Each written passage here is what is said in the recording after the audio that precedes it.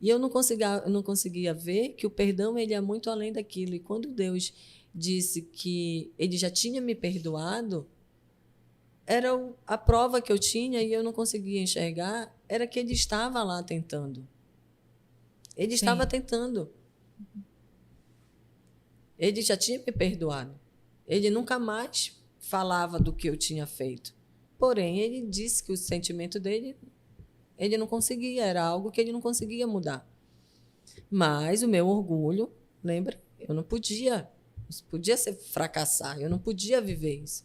E eu te confesso que do final de 2018, do final de 2019 foi quando aconteceu isso, até chegar a pandemia, no início da pandemia, né, de 2020, eu vivia essa busca e eu não sabia se eu olhasse para um lado ou se eu me vestisse de um jeito, se eu sentasse de um jeito, isso poderia ofender ele, coisa que ele nunca fez. Eu estava tão desnorteada naquilo. Aí veio a pandemia, que Deus disse assim, peraí, que não só para mim, tá? Mas aconteceu comigo. Ele precisou parar o mundo para sarar muitas coisas que eu precisava sarar, para que eu pudesse entender muito mais.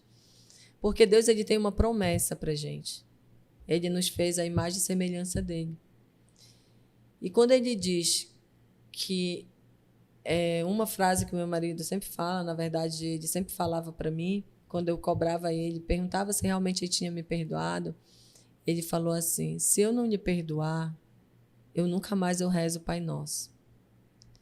E o quanto que o Pai Nosso é importante, né? Que foi a oração que Jesus nos ensinou.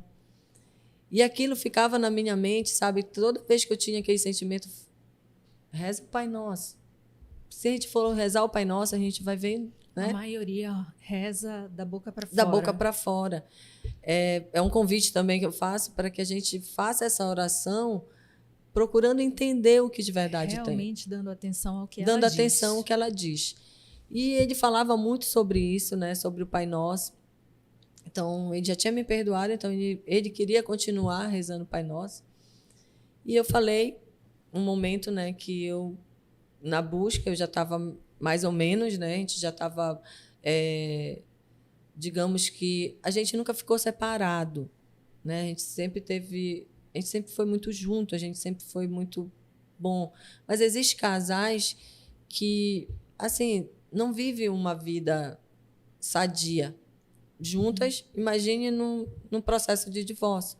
Sim. E hoje o que a gente busca, talvez, é não repetir alguns padrões, né? A gente busca isso. A gente tem as nossas indiferenças, a gente tem as nossas dificuldades, mas como a gente nunca viveu em brigas e nada, a gente conseguir dialogar, né?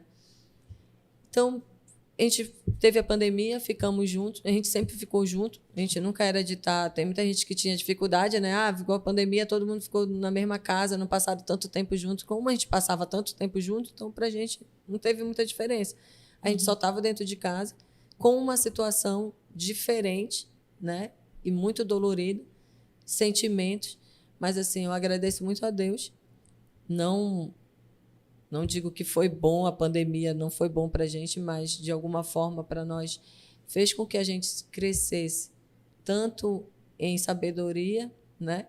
Talvez em peso também, porque muita gente deu uma inchadinha, uma engordadinha, mas a gente buscou muito conhecimento e pôde nos ver melhor e entender um ou outro. E, para mim, eu falo sobre mim, né, sobre eu, Elisângela, foi o melhor momento para mim, porque eu pude enxergar através dos estudos, dos vídeos, das missas, porque a gente só tinha televisão, né?